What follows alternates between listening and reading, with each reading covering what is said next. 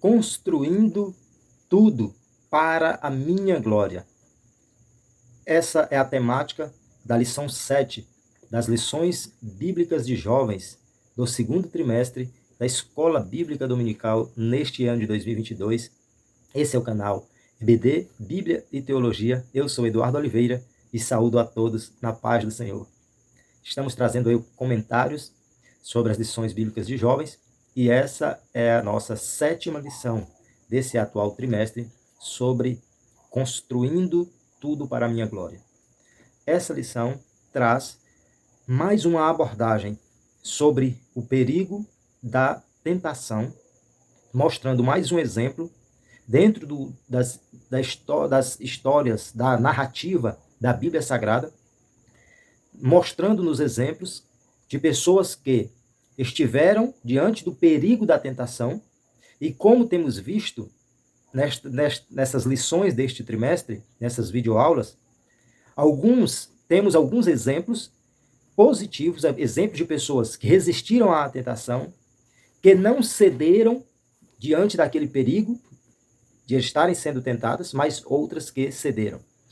E nós temos aí, então, vários exemplos, várias narrativas que servem para nos instruir, nos despertar, nos ensinar quanto ao perigo das tentações, as atitudes que não devemos ter e as atitudes que precisamos tomar para que não desagrademos ao Senhor, para que não prejudiquemos a nossa vida espiritual, nosso relacionamento com o Senhor, em função de erradas atitudes diante das tentações que se apresentam em nossas vidas.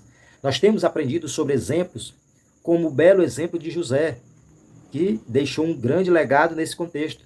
Mas aprendemos também sobre Adão e Eva, que infelizmente tomaram uma atitude muito errada diante da tentação que se levantou.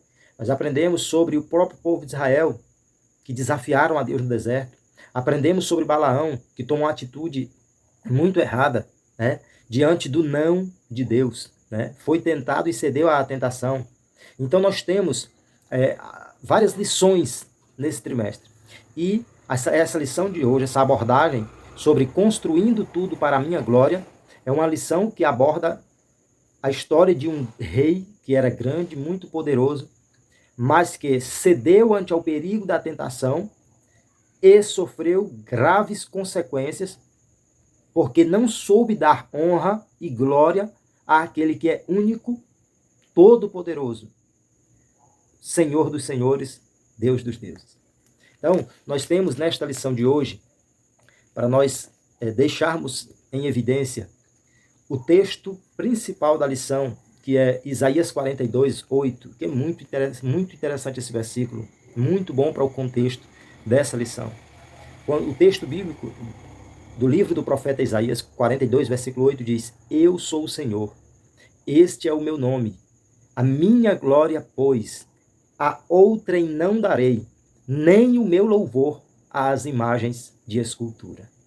É um texto forte, é um texto que é o próprio Deus mostrando, através dos escritos do profeta Isaías, para o ser humano, deixando o ser humano muito consciente de quem é Deus e de que nós, seres humanos, precisamos honrá-lo como tal, como Senhor, como Todo-Poderoso, como autossuficiente, como soberano que Deus é.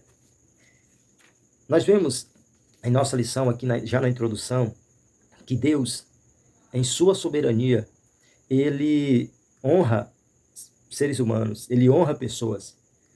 Só que o propósito de Deus em fazer pessoas destacáveis, em permitir que pessoas tenham poder, que pessoas tenham sabedoria, que pessoas tenham grandes conquistas, que pessoas sejam relevantes, é que essas pessoas tenham esse privilégio, essa bênção, mas que o propósito de todas as conquistas, de todas as vitórias na vida de uma pessoa, seja evidenciar aquilo que Deus é, pode e faz. Ou seja, Deus honra alguém a fim de que essa pessoa se lembre dele, se lembre do Senhor, se lembre do Criador, se lembre do Todo-Poderoso.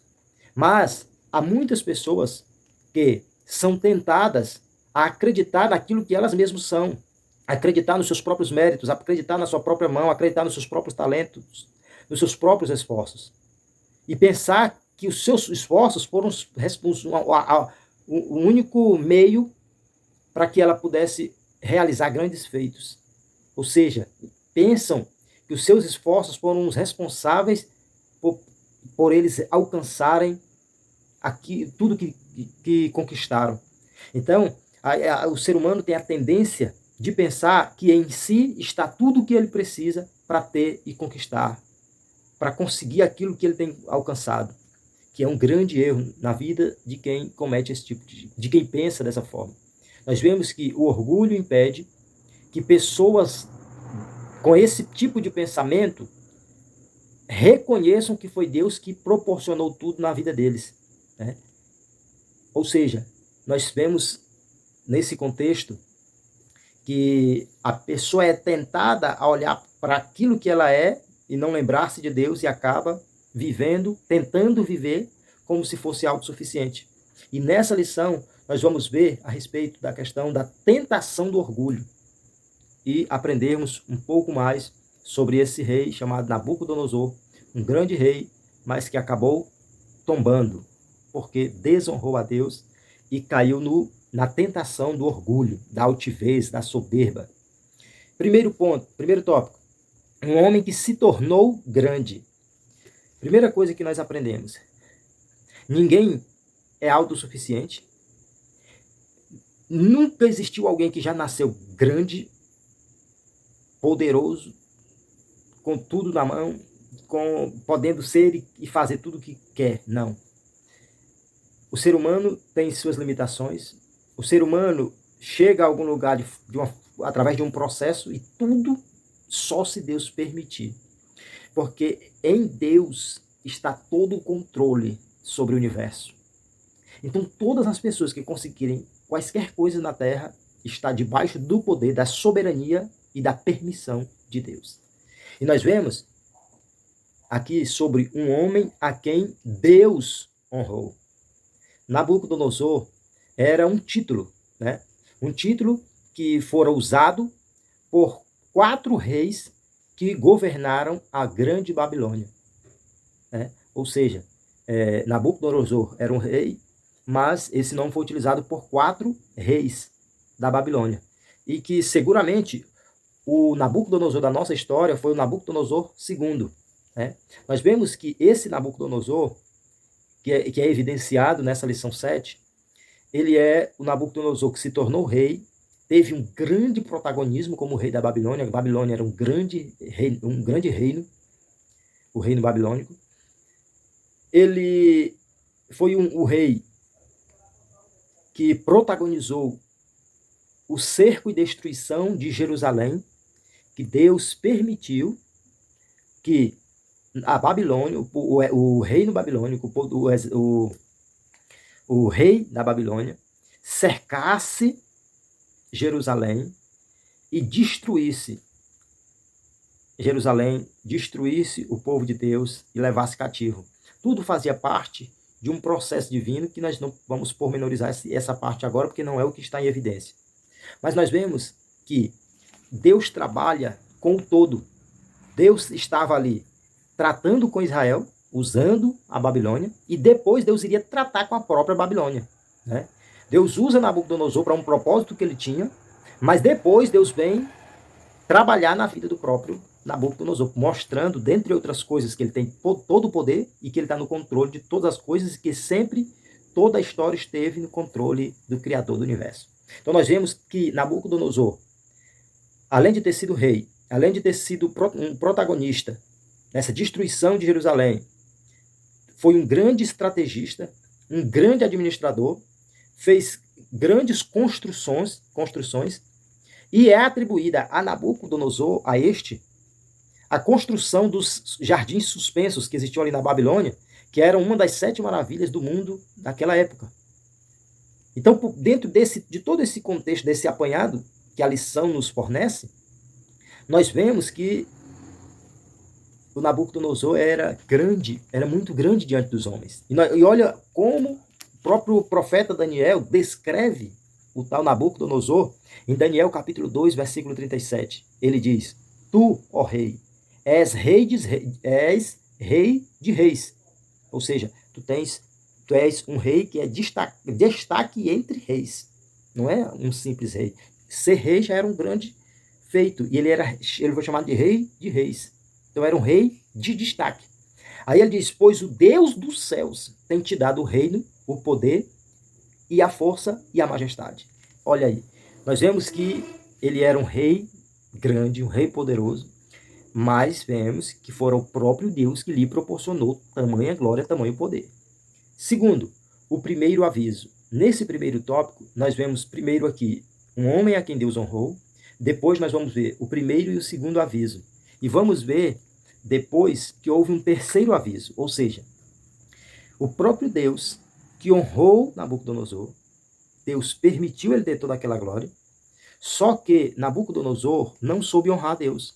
Nabucodonosor não soube dar a glória a Deus, não soube reconhecer que tudo que ele era dependia de Deus, que tudo que ele era em decorrência da grandeza e do poder de Deus. E nós vemos que Deus ali, diante daquele cenário de um coração obstinado, de um coração orgulhoso por parte de Nabucodonosor, Deus, ele passa a avisar, a despertar o Nabucodonosor. Observa o que tu está fazendo, atenta para as tuas atitudes, porque o único todo-poderoso que merece toda a glória sou eu. Não queira a minha glória para você. Não deixe o teu coração ficar obstinado, um coração orgulhoso, um coração altivo. E Deus estava ali como que batendo na porta do coração de Nabucodonosor e tentando despertá-lo. Aí nós vemos aqui o primeiro aviso. Nós vemos que nós precisamos observar que Deus não permite que nos sobrevenham determinadas consequências às nossas ações sem antes nos dar as devidas advertências. Olha que impactante esse trecho da nossa lição no segundo ponto do primeiro tópico. Nós precisamos observar que Deus não permite que nos sobrevenham determinadas consequências às nossas ações sem antes nos dar as devidas advertências. Então nós vemos que Deus esteve ali a advertir Nabucodonosor antes de puni-lo, antes de fazer com que ele passasse por um processo terrível. Nós vemos que Nabucodonosor teve um sonho no segundo ano que ele estava sendo rei, né? Que ele vê ali uma grande estátua, que essa estátua ela tinha diversos elementos como ferro, ouro, prata, barro. E nós vemos que os elementos que ele viu naquele sonho representavam diversos reinos, né? E que eram reinos que ao longo da história seriam conhecidos e que todos eles seriam sucedidos por outro reino e que teriam seu declínio. E ali Deus usa Daniel, o profeta Daniel, que fazia parte dos judeus de Jerusalém, lugar ao qual o Nabucodonosor tinha sitiado e trazido cativos para a Babilônia. Dentre os cativos que ele trouxe estava Daniel. E ali o profeta Daniel foi usado por Deus para falar com o rei sobre o sonho que ele havia tido. E ele procurou deixar claro que, embora o reino deste monarca fosse grandioso, ele também seria temporário, como nos diz a nossa lição. Ou seja, Deus estava dando aviso para Nabucodonosor: olha, tu tens um grande reino, mas o teu reino não é para sempre. O único rei para sempre é o Criador do universo. Tu tens um reino poderoso, mas será temporário, né? Nós vemos que Deus estava ali avisando, despertando o grande rei Nabucodonosor. E nós vemos que ele ficou deslumbrado com a interpretação do sonho. A nossa lição cita que Nabucodonosor reconheceu que o Deus de Daniel é Deus acima dos deuses da Babilônia. O Nabucodonosor não tomou a melhor atitude em primeiro momento. Pelo menos ele reconheceu que o Deus de Daniel, o verdadeiro Deus, era de fato Deus e que era muito maior do que os reis do império do qual ele era governador. Terceiro ponto desse primeiro tópico, o segundo aviso. Nabucodonosor depois desse momento que nós acabamos de citar, ele veio a fazer uma estátua, que era uma estátua que, conforme Daniel 3:1, era uma estátua de ouro e era uma estátua grande. Vejamos o que diz Daniel, capítulo 3, versículo 1. O rei Nabucodonosor fez uma estátua de ouro, cuja altura era de 60 côvados e a sua largura de 6 côvados.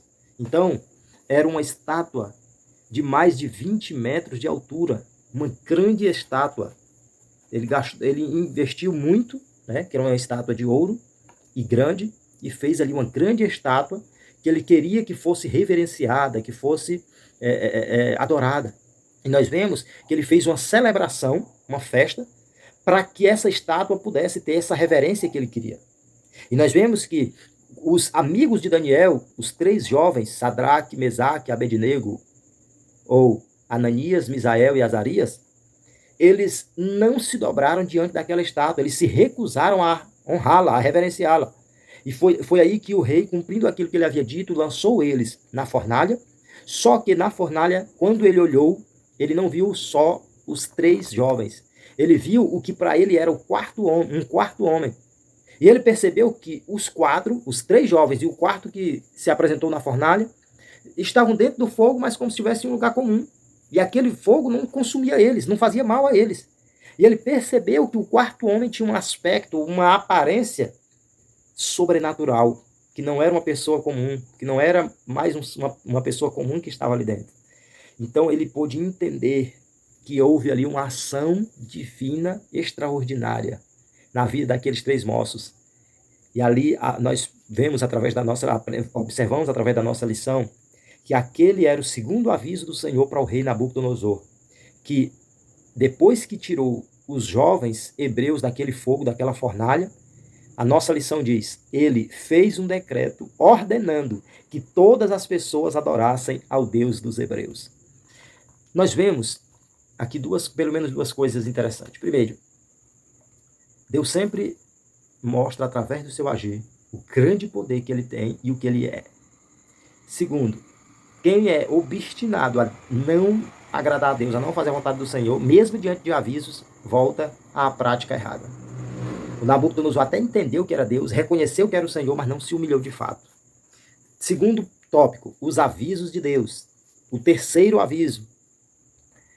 Nós vemos que o rei teve outro sonho, que também foi interpretado pelo profeta Daniel. Dessa vez, ele sonhou que ele viu no sonho uma árvore muito grande, uma árvore forte, e que no sonho ele via essa árvore crescer até o céu. E não faltavam folhas naquela árvore, nem frutos, tinha muitas folhas, muitos frutos, e que havia sustento naquela árvore para todos que estivessem debaixo dela, ou que estavam debaixo dela. Só que apareceu um vigia, um santo, que descia do céu e determinava uma desorganização na ordem estabelecida. Deus estava falando através daquela grande árvore, Deus estava dando um aviso para o grande reino do rei Nabucodonosor. E ali, no sonho, ele entendeu, através do que Deus dissera no sonho, que somente o tronco com as raízes seria preservado daquela grande árvore. Deus falando sobre o seu reinado. E nós vemos que houve uma ordem daquele ser celeste que ele viu no sonho,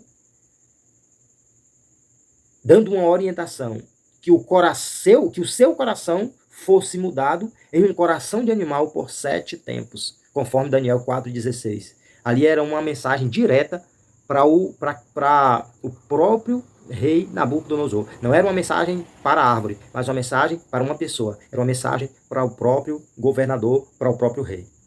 Segundo, a revelação divina. Nós vemos que, mais uma vez, Deus usa o profeta Daniel. Daniel traz ali a revelação, mostrando para ele que a árvore era o próprio rei Nabucodonosor.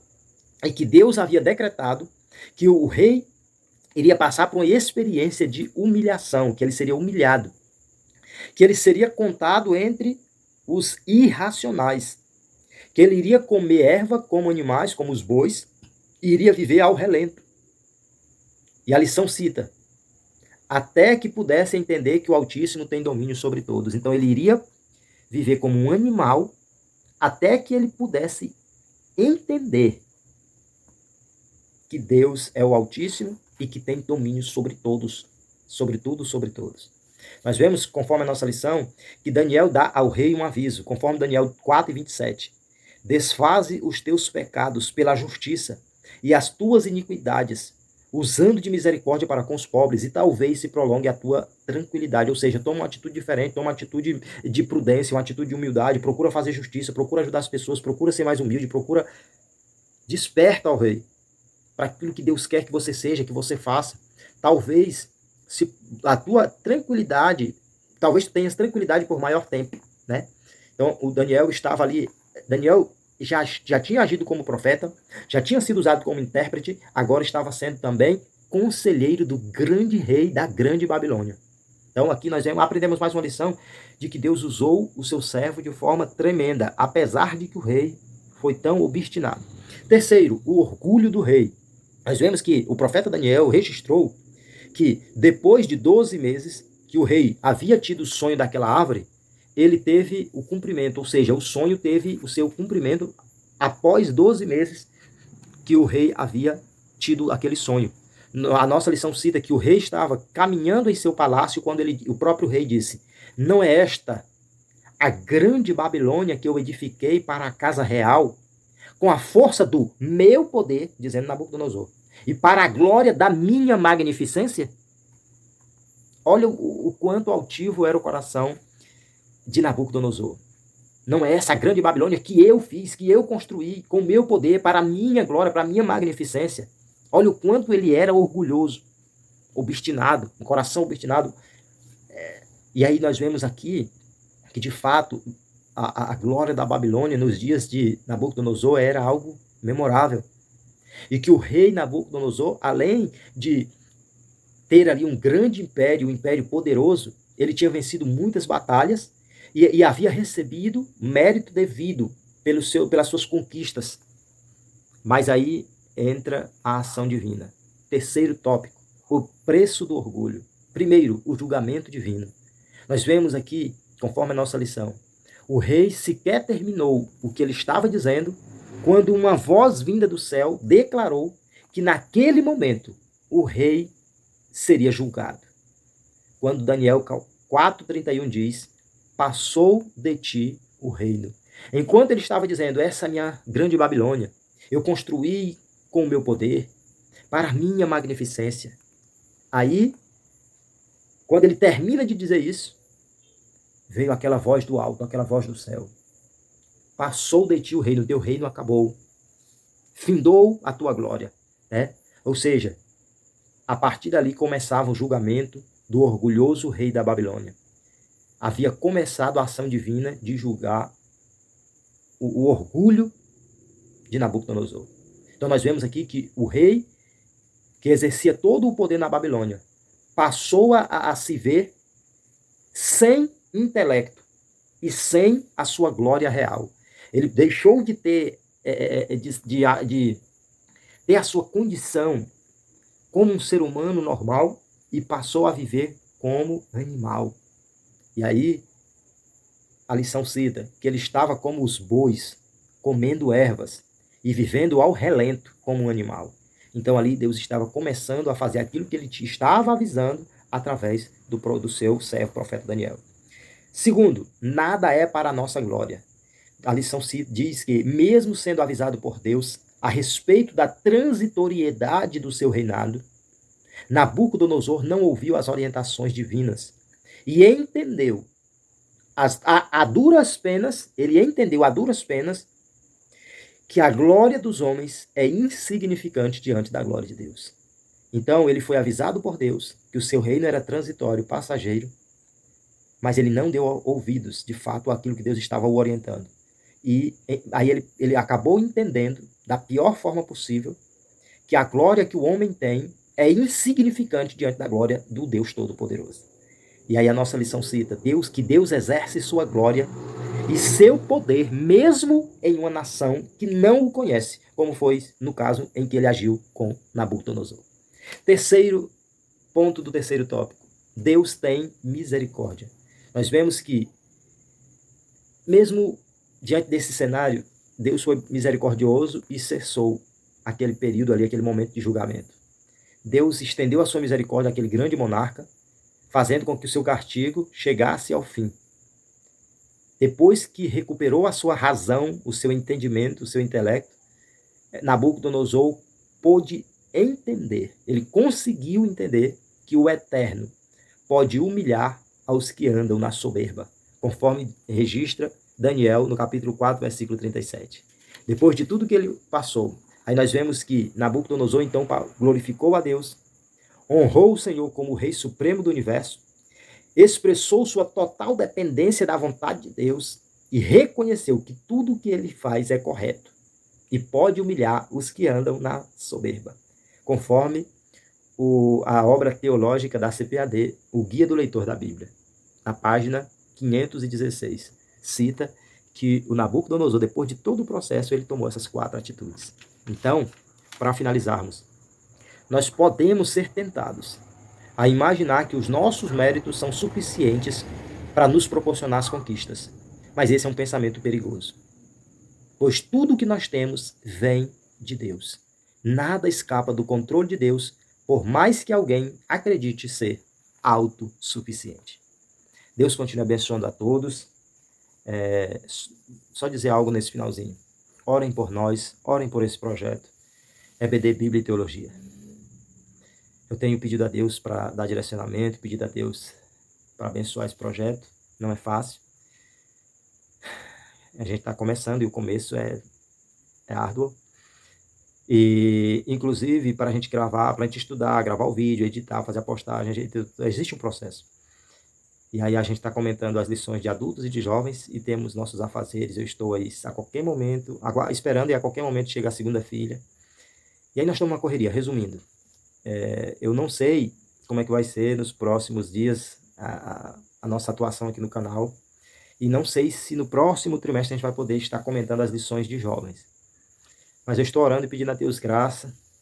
Existe uma série de coisas que a gente precisa, no sentido do cenário, de equipamento, etc.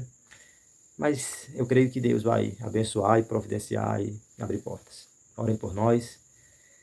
Que Deus continue abençoando a todos. Fiquem na paz do Senhor Jesus.